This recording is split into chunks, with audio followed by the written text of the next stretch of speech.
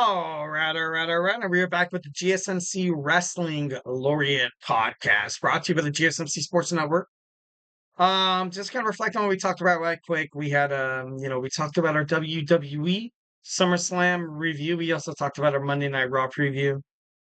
And yeah, now we're gonna jump on into my top 10 men professional wrestlers. So yeah, grab your favorite snack, grab your favorite drink.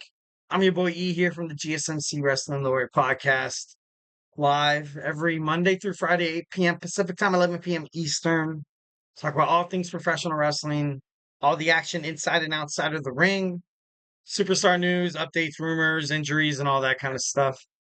So, in terms of if you're a starting wrestling fan, so it's kind of perfect to end up right here. You know what I mean? We can do it together, 1,010%. But before we get into any of that, I want to remind you guys to use the tips and donations link at the GSMCpodcast.net. Shoot me your comments, questions, and concerns. Tell me what you like. Tell me what you don't like. Tell me, absolutely anything you feel about professional wrestling. I love it. I definitely love, we get a number of questions from viewers like you that come in during the show. So to ensure that your question gets read on air in front of millions of viewers, I urge you guys to use the GSMCpodcast.net. Here at the GSMC Sports Network, we do love a lot of peace, love, and positivity. 1,010%. So don't be afraid to Superman punch that. Like your subscribe button to the show. Follow the show. Also follow the GSMC Sports Network. It's super awesome. A lot of podcasts here. It's super dope. So yeah, don't be afraid to, kind of hit on that. All right. So we had our power rankings. We're gonna start with all we're gonna, you know what, let's start off with number 10. We're going to start off with number 10 for the men's. I have the LA Knight. The LA Knight, he recently, at WWE SummerSlam, he defeated Logan Paul in his third title defense. Obviously, it wasn't Logan Paul's fault that, he was able to challenge for the United States Championship. The LA Knight earned it. And I feel like, the way, Logan Paul has kind of been around, I don't want to say he's a part-time champion. I don't want to say he's a part-time WWE superstar.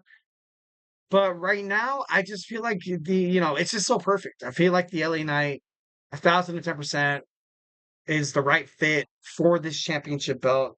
For the United States Championship, I think 1,010% the LA Knight's going to represent it pretty awesomely.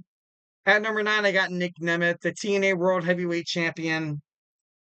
Recently defended his championship against Mustafa Ali, former X Division champion. I like Nick.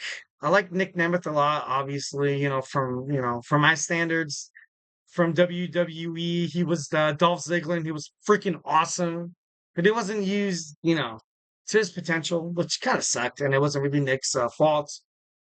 But, right now you kind of have him as the champion.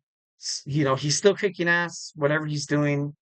1,010%. At number 9, I'm not at number 9, I got Nick Nemeth.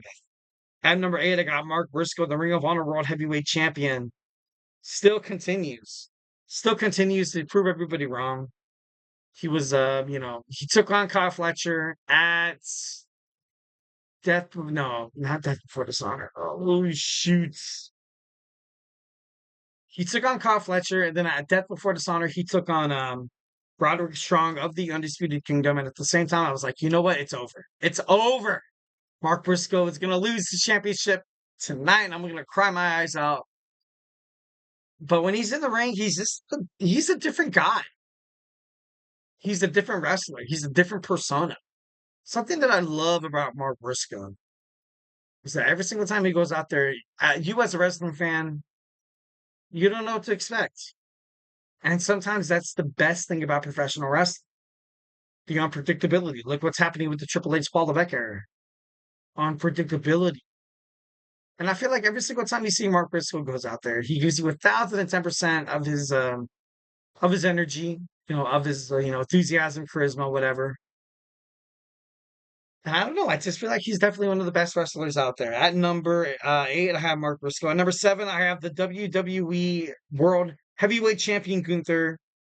I love Gunther. I think he's great. He's been on my list, probably hit or miss.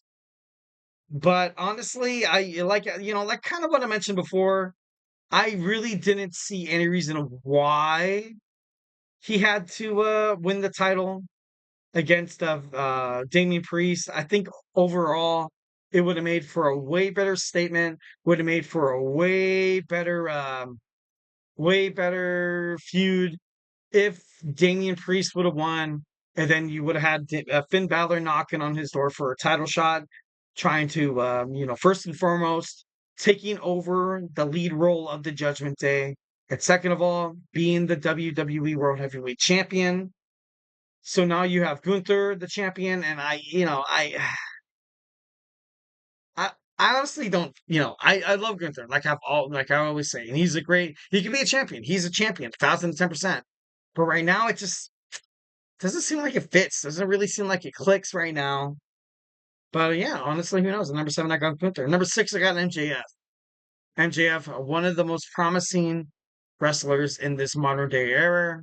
Obviously, every single time you see AEW, Dynamite come on the air, obviously has you know, something to say about your dead relative, something to say about all the wrongdoings you've ever done, in your life. But that's just MJF. That's something that MJF does really, really well. That's the reason why he will never, ever, ever, ever, ever be a successful babyface because he's so damn good as a heel.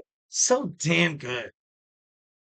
So yeah, on number 6, I got MJF. At number 5, I got Drew McIntyre. Drew McIntyre recently beat CM Punk at WWE SummerSlam. And I think it's time. I think it's going, they need to eventually, in my opinion, 1010%. I think CM Punk is kind of getting up there, but he's, kind of getting a little old. Seth Rollins is kind of at that point in his career where it's like, you know what? I think a lot is expected from him already. So if he wins the title, it's not like not anything, crazy. But if Drew McIntyre wins the title, which I hope he does, because he represented the brand during the COVID era. Once when everything was shutting down, there was no fans, no nothing. WrestleMania was oh god. Damn, WrestleMania was bad. I think it was around 2021, I think it was. It was bad. It was very, very bad. I think Seth Rollins took on Cody Rhodes then. I could be wrong. It did take place, and I think not Chopper Can't Fail. I could be wrong. But I don't know, kind of crazy. At number 5, I had Drew McIntyre. Number 4, I got Swerve Strickland, AEW World Heavyweight Champion, has a huge match with Bryan Danielson heading toward AEW All In at Wembley Stadium. So, good luck with that. Number 3, I have Braun Breaker, the new WWE Intercontinental Champion. I feel like it's going to have this championship for a pretty, pretty, pretty long time. Why not put the strap on somebody young, talented, aggressive like Braun Breaker? So I have a number 3. Number 2, I got Roman Reigns. Roman Reigns coming back, shocking the world. The whole stadium absolutely shook. It was insane. I kind of, I've been watching, stuff on Instagram and TikTok and Facebook and Twitter about like reactions and stuff like that about people, hearing them come back. And I was like, dude, that would be like one of the best parts of my whole entire life. That would have been dope. And at number 1, I have the defending WWE Undisputed Champion, Cody Rhodes. Cody Rhodes, still kind of doing his thing. You can't really knock off Cody Rhodes there. He's a, defending champion. So, yeah. Perfect. All right, next we have our women's wrestling power rankings. We're going to jump on into as soon as we get back from this break. So, hey, do not go anywhere.